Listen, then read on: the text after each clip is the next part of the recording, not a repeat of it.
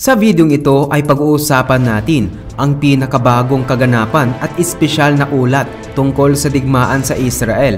Ang gitnang silangan ay mas naging agresibo dahil sa mga proxy forces ng Iran at ang kanilang mapanlinlang patakaran laban sa Israel. Ngunit ang pinakamahalagang isyo sa rehiyong ito ay hindi na sa Gaza Strip, West Bank, East Jerusalem o Southern Lebanon, kundi sa mga estratehikong lugar sa karagatan tulad ng Eastern Mediterranean at Red Sea. Ginagamit ng Iran ang mga kritikal na lugar na ito para sa pagpapakalat ng mga Houthi rebels at upang magbigay ng mga banta sa atake laban sa Israel mula sa Red Sea. Ngunit may isang detalye ang nakaligtaan ng Iran. May napakahalagang puwersa na nagtataguyod ng status ng Israel sa parehong Eastern Mediterranean at Red Sea, at ito ang Estados Unidos ng Amerika na may pinakamaraming miyembro ng Navy sa buong mundo.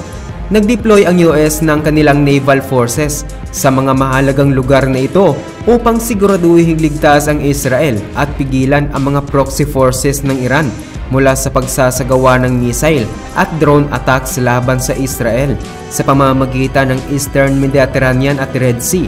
Sa katunayan, ang paglapit ng China sa Red Sea at ang kanilang mga pagsasanay sa lugar na ito ang siyang nagtulak sa US na dagdagan ang kanilang naval power laban sa Iran at sa mga milisya na sumusuporta sa Tan regime.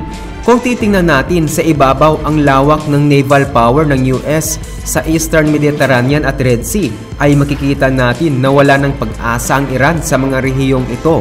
Ang Estados Unidos ngayon ay nagdala ng napakalaking naval power sa mga estratehikong lugar sa karagatan na kahit ang mga tyrant ay wala nang magagawa kundi bantayan ang pag-usbong ng US naval build-up sa Eastern Mediterranean at Red Sea. Ang kanilang pagsusumikap na tiyakin ang kaligtasan ng Israel laban sa mga proxy forces ng Iran sa mga lugar na ito ay nagsimula sa pagdating ng pinakamalaking aircraft carrier sa buong mundo, ang USS Gerald Ford sa Eastern Mediterranean. Sinundan ito ng USS Eisenhower at ang dalawang malalakas na aircraft carriers na ito ay nagpadala ng isa sa mga pinakamalaking mensahe ng kasaysayan sa Iran. Ngunit dito pa lamang nagsisimula ang malagim na kwento. Narito ang lahat ng mga detalye ng pinakamalaking pag-deploy ng naval sa siglong ito, kung saan binago ng Estados Unidos ang balanse sa gitnang silangan at itinaboy ang Iran at ang kanilang mga milisya sa Eastern Mediterranean at Red Sea. At huwag rin nating kakalimutan na ang US ay nagbibigay ng dalawang nuclear-powered aircraft carrier para sa Israel na may air wings na kasing laki ng Air Force, 9 na cruisers at destroyers at isang hindi malamang bilang ng mga submarines at marines para sa seguridad ng Israel sa gitnang silangan. Maliwanag na ang lahat ng ito, ang malakas na puwersang naval ng US ay pangunahing babala sa Iran at sa kanilang mga proxy militias na huwag makialam. Ito ay dahil wala pang ganitong kalakalang naval power na nakita sa gitnang silangan.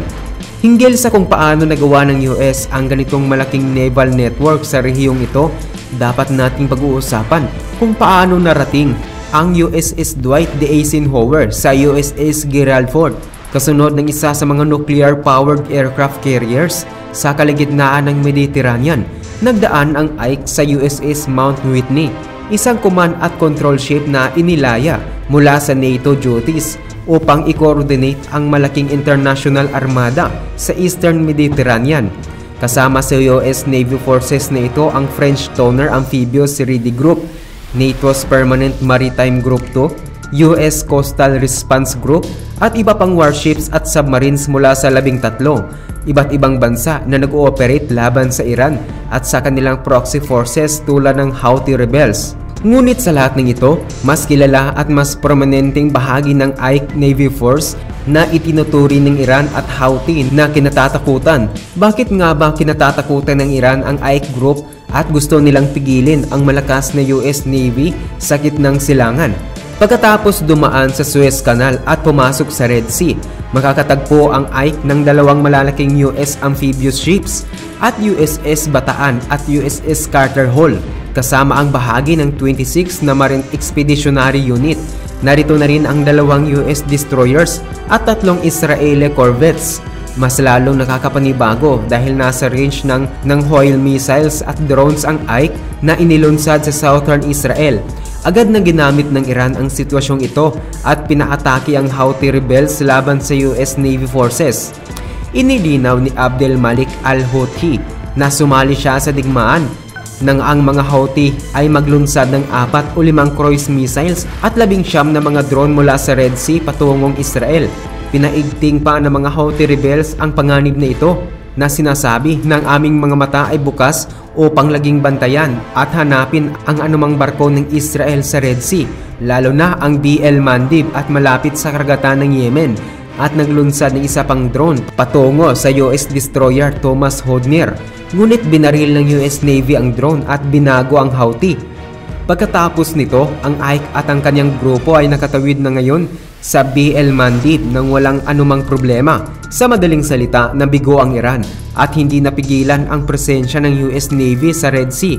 Sa ibang salita, sa kabila ng mga nakakatakot na patakaran ng mga Houthi na sinusuportaan ng Iran, ang US Naval Forces ay nakakapaniobra tulad ng kanilang nais sa Red Sea bilang suporta sa Israel. Ang grupo ng Ike ay hindi nakaharap ng anumang atake o operasyon mula sa mga Houthi habang tumatawid sa Red Sea. Maaring ito ay nagpapahiwatig na takot ang mga TAN sa patakaran ng US na dagdagan ang kanilang naval presence. Sa kabilang dako, bukod sa Ike Group at sa mga Marines, may Ohio-class SSGN submarine ang US sa rehiyon.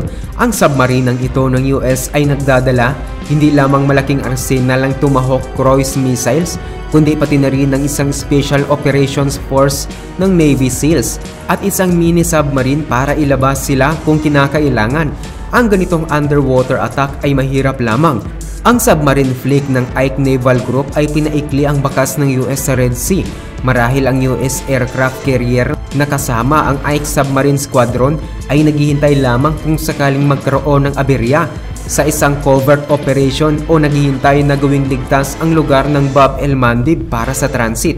Ito ay nagpapadali ng pangangalaga sa seguridad ng Israel at nakakatakot sa mga proxy ng Iran nang hindi naglalabas ng insaktong koordinada ng US naval presence sa Red Sea sa Eastern Mediterranean. Samantalang ang Ike at ang kanyang grupo ay tila nasa labas ng Straits of Hormuz, ang entrance ng baybayin. Ang deployment na ito ay magpapabawas ng malaki sa kakayahan ng Iran na makialam sa pagpapadala doon na kahit paano'y maiwasan ang pagkalito sa malalaking kumpanya ng langis. Bukas rin ang pagpipilian para sa Ike na magpatuloy sa Gulf. Ginawa itong unang US carrier sa loob ng 3 taon. Ito ay magbibigay sa US ng iba't ibang pagpipilian, kabilang ang pagpapalawak ng air umbrella sa kamakailang pag-atake ng mga base ng US sa Iraq. Ngunit ang ating dapat bantayan sa pag-iral ng US naval assets sa Red Sea at Mediterranean Sea, ang Estados Unidos ay nagpapadala ng diretsyong mensahe sa TAN sa pamamagitan ng malaking naval force na ito. Ang insaktong sagot sa mensaheng ito ay malalaman lamang sa loob ng Pentagon. Ngunit maaaring magbigay ng clue ang dami ng mga missiles ng Houthis sa susunod na mga linggo. Sa kabilang dako, ang pagtsatsaga ng US Navy na tamaan ay malamang na hindi magtatagal pagkatapos ng ilang missiles attacks ng Houthis sa mga warships ng US malapit sa Bab el Mandeb. Ang isang US destroyer ang naglunsad ng Tomahawks at sinalo ang lahat ng radar stations ng Houthis.